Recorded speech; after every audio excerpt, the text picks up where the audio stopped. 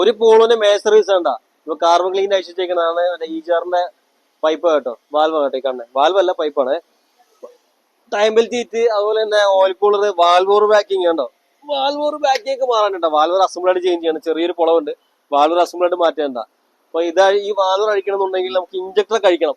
Injector അയച്ചു കഴിഞ്ഞാൽ വലുതാകാനാണ് ചിലപ്പോൾ കംപ്ലൈന്റ് ചാൻസ് ഭയങ്കര കൂടുതലുണ്ട്. അപ്പൊ ഇതിന് വേറെ വലിയ ടൈറ്റിലാണ് ഉരിപ്പുന്നുണ്ട്, കുഴപ്പമില്ലാതെ ഇരിക്കാം.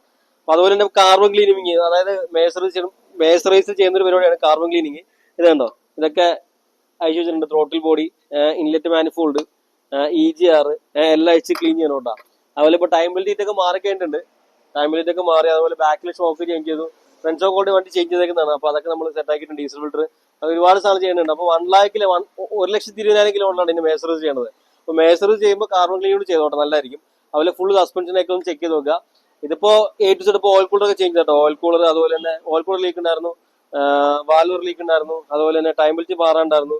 അങ്ങനെ ഒരുപാട് പണികളുണ്ടായിരുന്നു. അപ്പൊ എല്ലാ വർക്കിലൂടെ ചെയ്തുകൊണ്ടിരിക്കുകയാണ്. അപ്പൊ വർക്ക് കഴിഞ്ഞിട്ടുള്ള ഒരു വീഡിയോ ഇടാം.